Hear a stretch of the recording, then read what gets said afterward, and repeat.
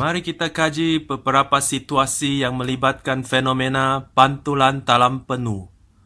Mari kita lihat dua gambar ini. Apabila kamera di dalam air mengambil gambar, kita boleh lihat imej pantulan penyu dan juga lemon terbentuk pada permukaan air. Yang menunjukkan imej pantulan itu ialah permukaan air, bukan cermin. Mengapa permukaan air boleh menghasilkan kesan pantulan seperti cermin? Mari kita lihat situasi yang seterusnya. Ini yang biasa kita boleh perhatikan bila kita melihat melalui kaca tingkap di rumah.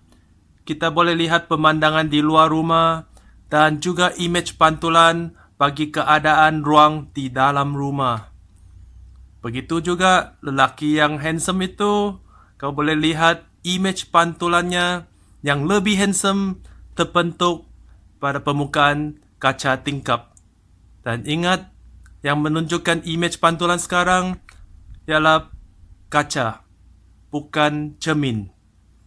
Mengapa kaca boleh menghasilkan kesan pantulan seperti cermin? Mari kita kaji keadaan ini melalui pelajaran hari ini. Hari ini saya akan terangkan fenomena pantulan dalam penuh dengan menggunakan kotak cahaya dan blok kaca ini. Cuba perhatikan.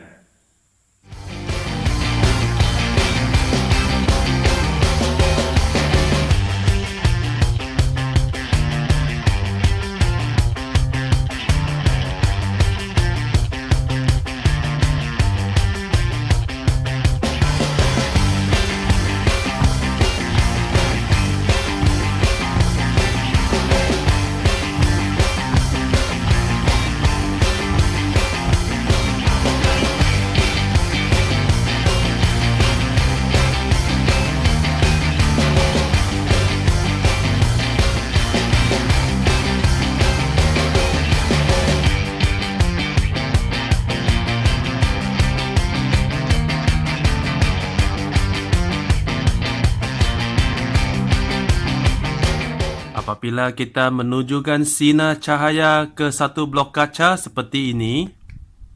Okey, ini garis normal.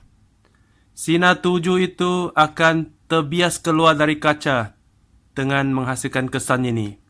Kita perhatikan sinar tuju terbias keluar dari kaca. Ini sinar biasan dan pada masa yang sama satu sinar pantulan yang lemah juga terbentuk oleh permukaan kaca di sini. Sebab permukaan kaca ini boleh memantulkan sebahagian cahaya. Okey. Jadi, di sebelah garis normal dan sinar tuju ini ialah sudut tuju I. Di antara garis normal dan sinar biasan itu ialah sudut biasan R. Ini ialah fenomena pembiasan cahaya. Okey, sekarang mari kita lihat apa yang akan berlaku apabila kita ubah laluan sinar tuju ini dengan mengubah sudut tuju I. Blok kaca yang sama. Sekarang sinar tuju dihalalkan ke blok kaca di mana sudut tuju I sudah menjadi lebih besar sehingga kesan ini berlaku.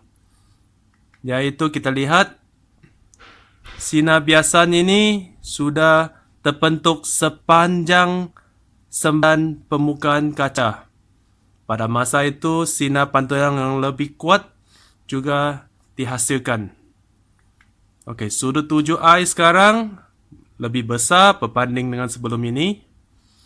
Dan sudut biasan sekarang adalah 90 darjah.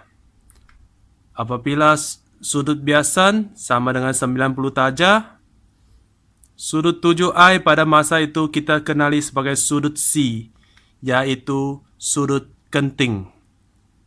Apa maksud sudut kenting? Inilah definisinya. Sudut kenting ialah sudut tuju dalam medium berketumpatan optik tinggi seperti kaca. Apabila sudut biasan dalam medium berketumpatan optik rendah seperti udara, ialah 90 darjah. Ini definisi bagi sudut kenting yang kamu perlu hafal.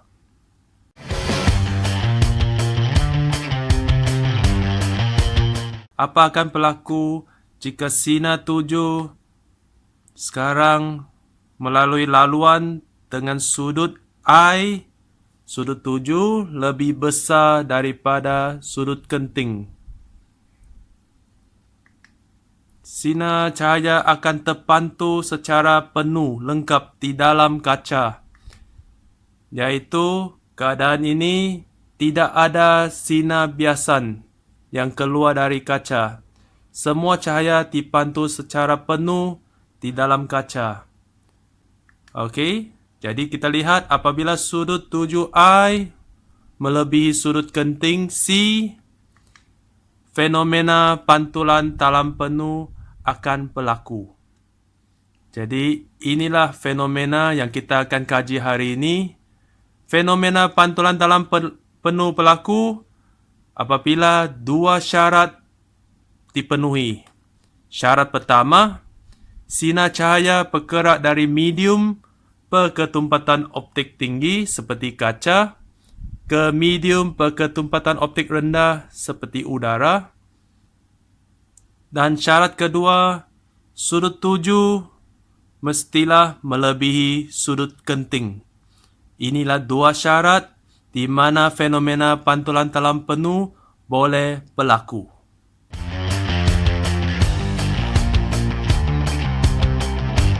Tadi kita sudah lihat gambar raja yang sama, tak perlu salin lagi, di mana sinar 7 yang dihalalkan ke permukaan kaca pada suatu sudut 7 yang tetap, sinar cahaya akan terbentuk sepanjang sembadan permukaan kaca.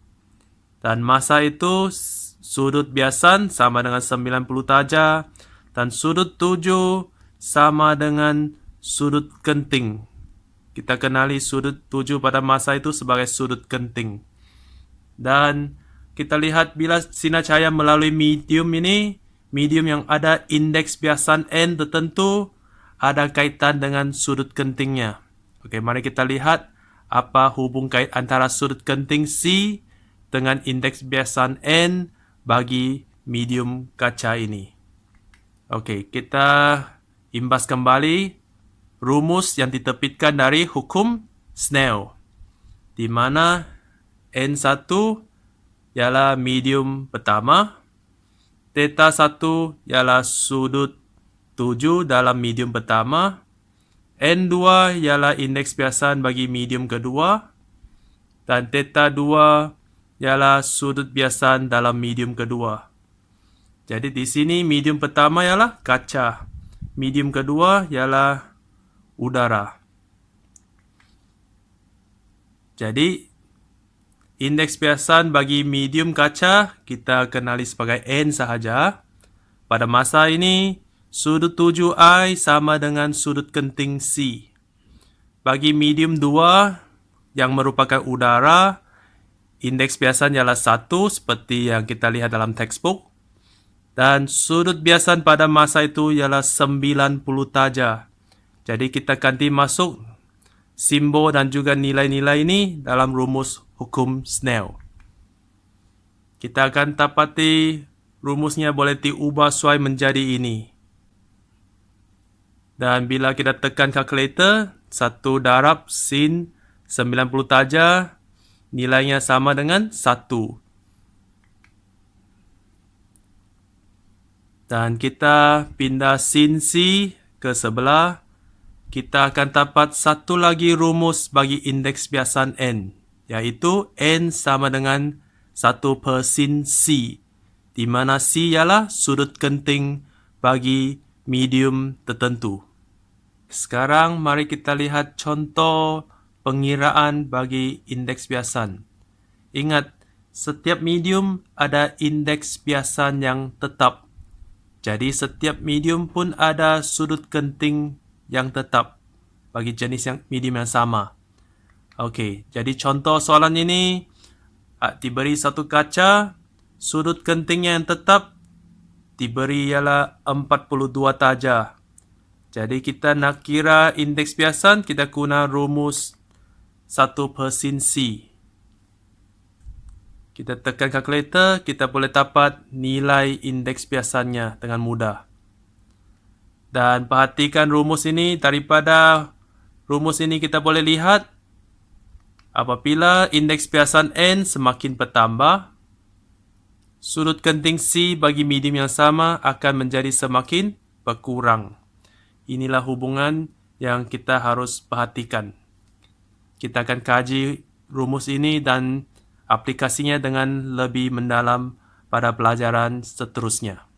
Jadi hari ini kita lihat, sebelum ini kita sudah belajar 3 rumus bagi indeks biasan. Yaitu rumus pertama, N sama dengan C/V, yang juga merupakan definisi indeks biasan. Daripada hukum Snell, kita juga dapat rumus kedua, iaitu N sama dengan sin I sudut 7 per sin A sudut biasan. Kita juga pernah belajar tentang kedalaman air, dalam nyata, dalam ketara. Dan ini rumus yang melibatkan dalam nyata per dalam ketara bagi indeks biasan.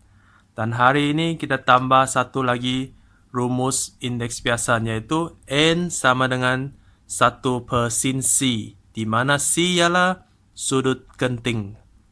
Jadi ini 4 rumus yang boleh kita guna untuk mencari indeks biasan. Mana satu rumus harus digunakan, itu bergantung pada maklumat yang diberi oleh soalan. Boleh faham?